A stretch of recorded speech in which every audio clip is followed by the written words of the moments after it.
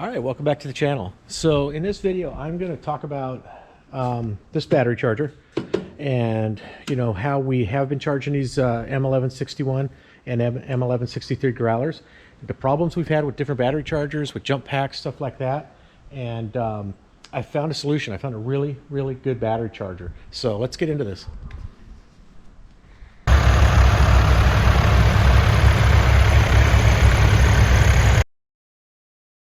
So a few months ago, somebody brought up a question on the Growler forum about 24-volt jump packs. And so I chimed in and I said, you know what, the best thing to do to charge these is just use a regular plug-in-the-wall 110-volt battery charger. 12-volt, charge this battery, charge that battery, and just be done with it. It's the safest way.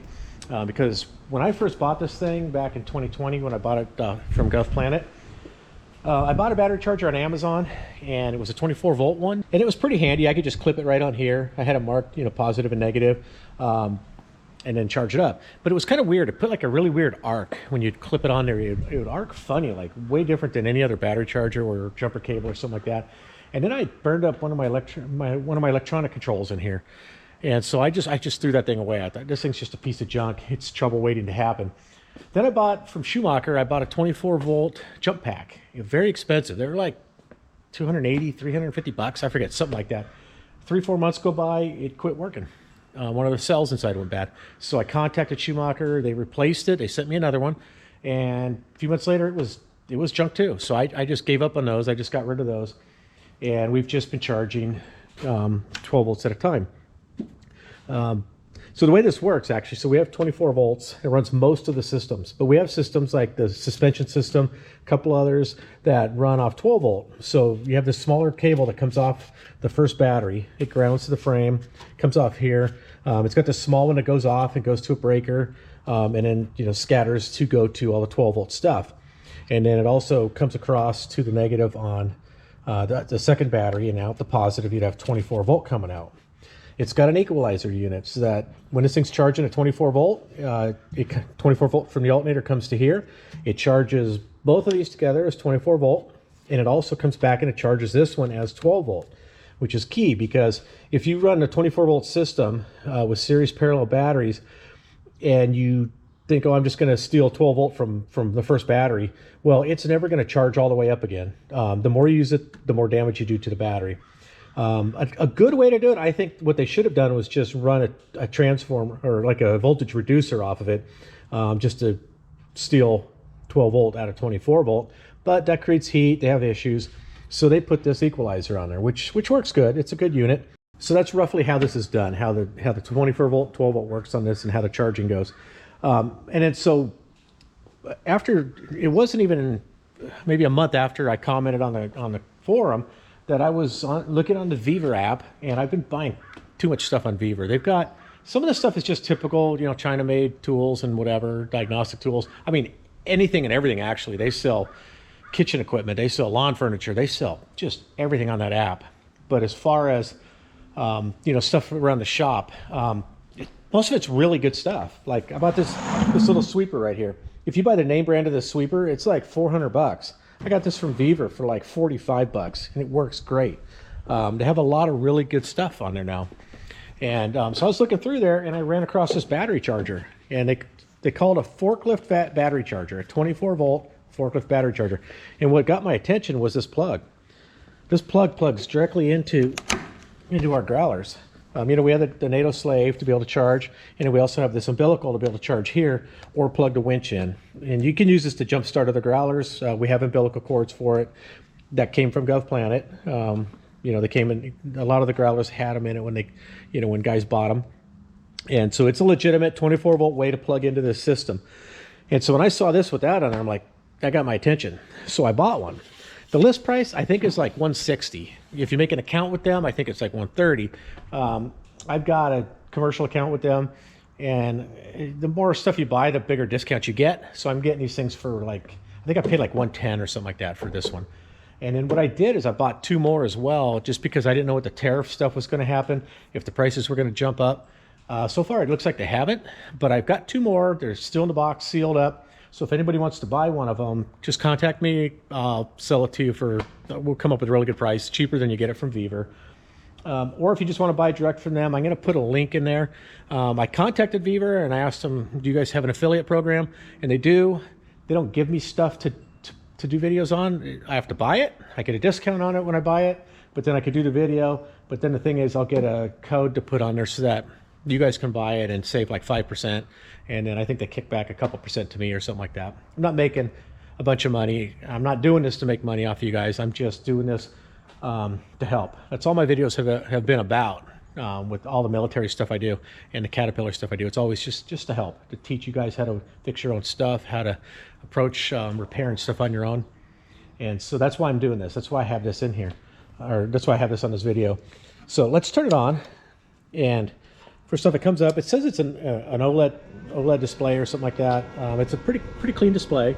So when you first turn it on, you'll see it shows the 28.8 volts, which is what they should be charging at. It's charging at just below 8 amps. My batteries aren't real low. If I've tested this before, where I turned my lights on, turned the compressor on, and just ran the batteries kind of low, you know, without the engine running. Plug this in, and it goes right to 30 amps. And it starts off at 30 amps, and I'll put right here. I'll put a card here that they show on their website for this, and it talks about the different charging cycles of this thing. And also I'll put another one here as well, showing it's not just, it says for forklift, it says forklift charger, but even on their site they say it's not just for forklifts, it's for like electric cars, golf carts, all kinds of stuff like that, whichever ones are 24 volt. But anyways, so it'll start off at like 30 amp if it needs to, and then it'll just sense where the batteries are at. It'll work its way down. Right now it's only at 3.2 amp, and it also has a timer showing you how long it's been charging.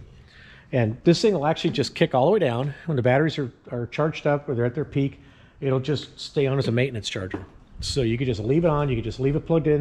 If you park this thing in your barn, your garage, your shop, whatever, you can just leave this thing plugged in, and whenever you get to your growler, you're gonna have a full head of battery, which is really nice, because without a disconnect switch on these, you know, you last about a week or two and your batteries are gonna be dead, because this is sensing what's going on. It's using current, and I think that's the biggest draw actually, is this equalizer. So I love this thing. It is just, it's very rugged, it's very durable. It's in a really nice aluminum case. It's got a cooling fan on it. I love it. This thing is just great. I would not be telling you guys about this thing if I didn't trust it on your growler as well as mine, or if I didn't think it was a really good product. One thing you want to do when you plug it in, if you have a disconnect switch, you want to leave the disconnect switch on. You don't want to shut it off. Like if you're storing your growler without the charger on there, you want this turned off, obviously, and that'll keep your batteries from dying as quick. But when you're using this, you want this on because you want the system in its full working capacity. The key switch in the cab, it stays off.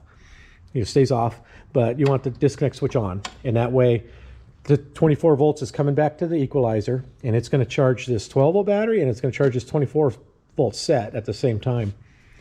Real quick, just so you guys understand how we do the battery disconnects on here. If you have an iCube update, you've got an electric one that's going to be mounted over here on the 61. On the 63, they hide it. The batteries are a whole different setup on the 63, but it still all works the same way. But on the 61, you'll find a relay here. And if you leave that on, it's always drawn current. So you can't leave your battery disconnect switch on without a charger on that if you have the iCube update.